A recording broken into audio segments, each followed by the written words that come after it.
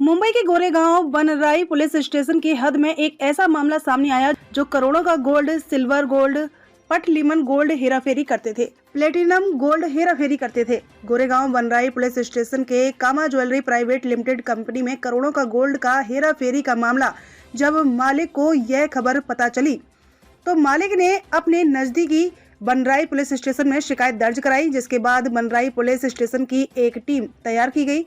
उस टीम के अंदर सीनियर्स इंस्पेक्टर भी मौजूद थे, क्योंकि करोड़ों का मामला था। जिसके बाद कामा ज्वेलरी प्राइवेट लिमिटेड कंपनी के अंदर जाकर लोगों की जांच की गई।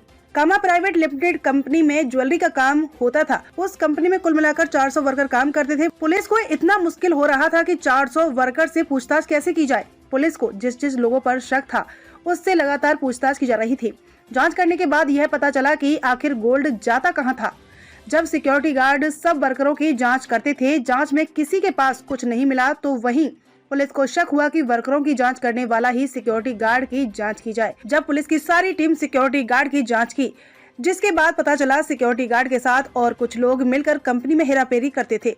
कंपनी के अंदर मैनेजिंग डायरेक्टर, सुपरवाइजर, इंजीनियर और वर्कर सिक्योरिटी गार्ड मिलकर डायमंड और ज्वेलरी की हेराफेरी करते थे। पूछताछ करने के बाद यह पता चला कि गोल्ड का हेराफेरी करीब 4 महीने से चल रहा था।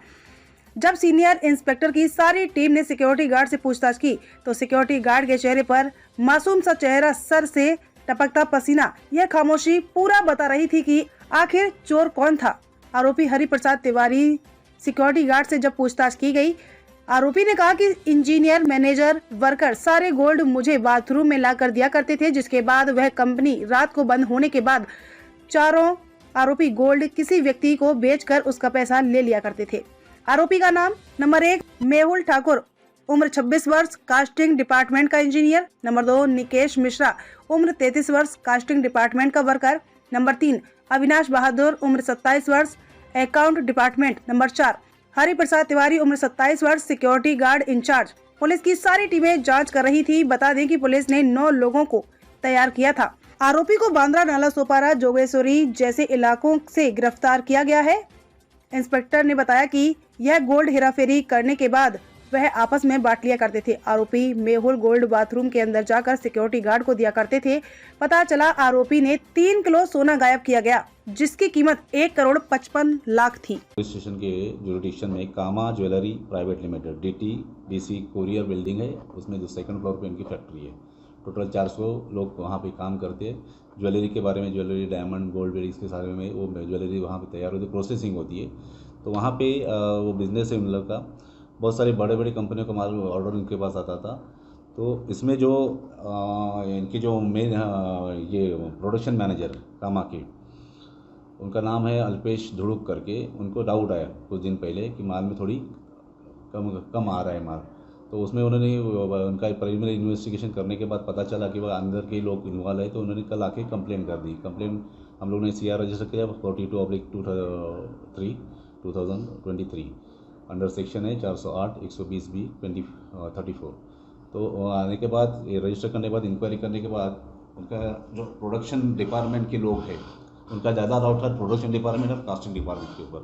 तो वो कास्टिंग डिपार्टमेंट के लोगों के पास इंक्वायरी करने के बाद ये पता चला कि इन्होंने किया है। लेकिन उन्होंने एक्चुअली वहाँ पे सिक्योरिटी बहुत टाइट है। हर आदमी अंदर जाता है तो पूरा चेकअप करके आता है, कपड़े वपड़े सब चेक करके भेजा जाता है। लेकिन फिर भी हुआ है। तो हुआ कैसा, तो इसमें उनका जो सिक्योरिटी जो गार्ड रहते हैं उनके साथ रहते।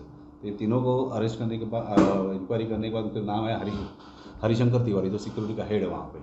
तो वो माल उनके पास देते थे, वो बाहर पास करता था और बाहर पास करके वो नहीं, उसकी सिक्योरिटी की चीज़ क्यों होती नहीं थी। तो ऐसा करके उन्होंने प्लान बना के लास्ट अक्टूबर 2023 से फरवरी उन्होंने टील देखते ही चालू था। 4 महीने लोगों ने किया है काम।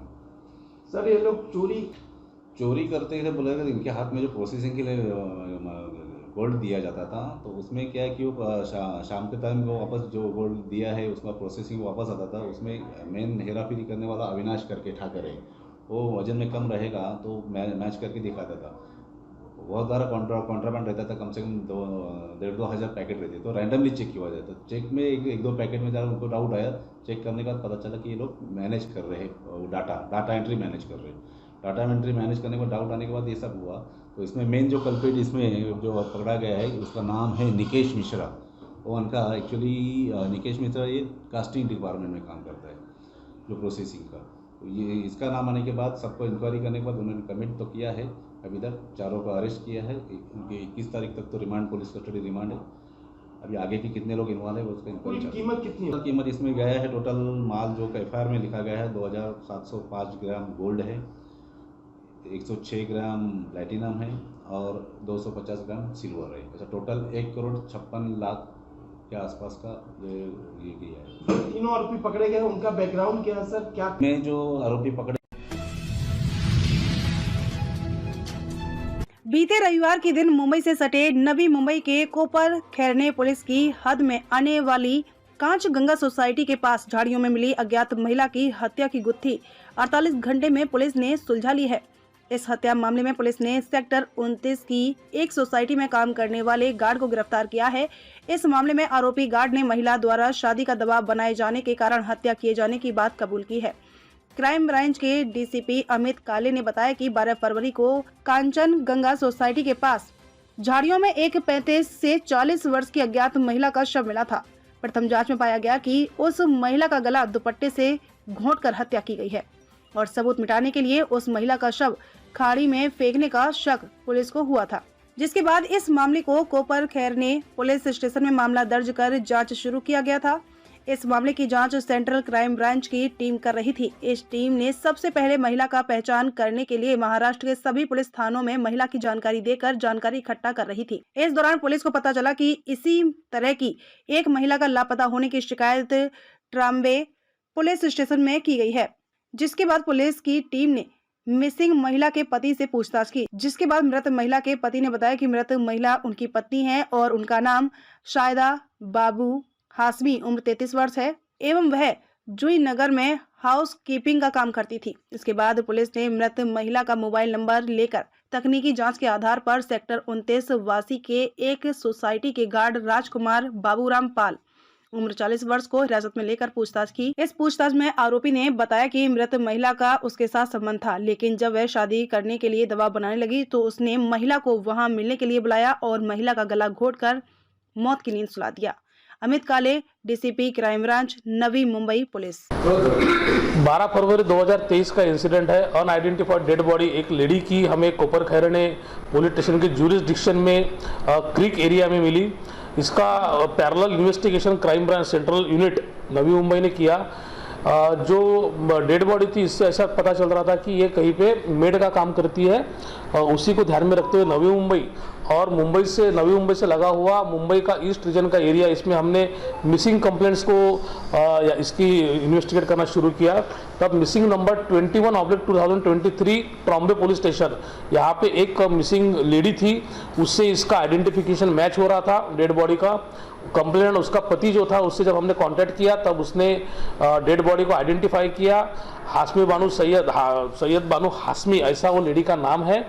और जुई नगर के एरिया में एक बिल्डिंग में ये मेड का काम करती थी। वहाँ पे जो वॉचमैन था एक्यूज, जिसका नाम राजकुमार पाल है, इसके साथ उसका लव अफेयर चल रहा था। शादी की डिमांड महिला से हो रही थी आरोपी को, ऐसा आरोपी ने अपने इसमें बताया इंटरोगेशन में। और उसने ये भी कहा कि उसकी शादी ऑलरेडी हो चुकी है, उसे 2 बच्चे हैं इलाहाबाद यूपी में, इसलिए वो नहीं चाहता था कि उससे शादी करे।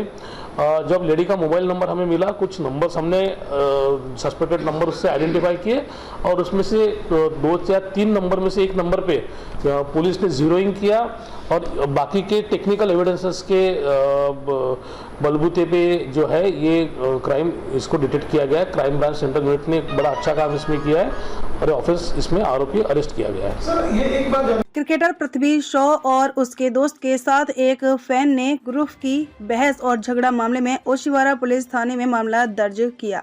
पृथ्वी शॉ के दोस्त की शिकायत पर 8 लोगों के खिलाफ मामला दर्ज। मामला 15 फरवरी की रात का है और घटना सहारा स्टार होटल में हुई। पृथ्वी शॉ और उसका दोस्त एक रेस्टोरेंट में डिनर के लिए गए थे। इस दौरान पृथ्वी शॉ का फैन एक लड़की फैन उनके टेबल पर आ गए और फोटो क्लिक करने लगे। कुछ फोटो क्लिक करने के बाद फैन ने वीडियो और फोटो लेना बंद नहीं किया, जिसके बाद पृथ्वी शॉ ने अपने दोस्त व होटल मालिक को बुलाया और फैंस को हटाने को कहा। रेस्टोरेंट के मैनेजर ने फैन को रेस्टोरेंट से निकाल दिया। यह शख्स रेस्टोरेंट के बाहर पृथ्वी शॉ और उसके दोस्त के निकलने का इंतजार करता रहा। बेसबॉल स्टिक के साथ आरोपियों ने गाड़ी को घेरा। पृथ्वी के दोस्त को सिग्नल पर रोक लिया और कार का शीशा तोड़कर मारपीट करने लगे। इतना ही नहीं, पृथ्वी के दोस्त से 50,000 रुपए भी मांगने लगा। जब शीशा तोड़ दिया तो कोई मामला नहीं बढ़े, इसीलिए पृथ्वी को दूसरे कार में रवाना किया गया। ओशिवारा पुलिस ने आरोपी के खिलाफ आईपीसी की धारा 143, 148, 149, 384, 437, 504, 506 के तहत मामला दर्ज किया है। सना गिल और शोभित ठाकुर सहित कुल 8 आरोपी बनाए गए हैं। अभी कोई गिरफ्तारी नहीं हुई है। हो सर।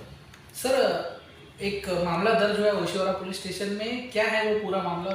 कल ओशिवारा पुलिस स्टेशन में CR नंबर 156/23 एक ऑफेंस रजिस्टर हुआ है। इसमें अनलॉफुल असेंबली, एक्सटॉर्शन और नुकसान ये सेक्शन लगाए गए हैं। इसमें एक कंप्लेंट है जिनकी गाड़ी को, जो आरोपी है 7 आरोपी, उन्होंने गाड़ी फोड़ी और उसके बाद में मामला सल्टाना है क्या वगैरह ऐसे बोल के 50,000 रुपये की डिमांड की। इसमें एक आरोपी अभी गिरफ्तार हो रहे हैं और बाकी के भी जल्दी गिरफ्तार होंगे। ओशिवारा पुलिस स्टेशन इसमें आगे की छानबीन कर रही है। सर, क्या इसमें कोई क्रॉस FIR हुई है या जो एक्यूज्ड हैं ऑलरेडी उनकी तरफ से कोई शिकायत दर्ज की गई है कंप्लेंट में? नहीं, एक्यूज की तरफ से अभी तक कोई कंप्लेंट नहीं आई इस मामले में। और सर, इसमें धाराएं कौन कौन सी लगाई गई हैं? इसमें अनलॉफुल असेंबली की है, सेक्शन 384 ऑफ IPC है और 427 ऑफ IPC ये सेक्शन लगाए हैं।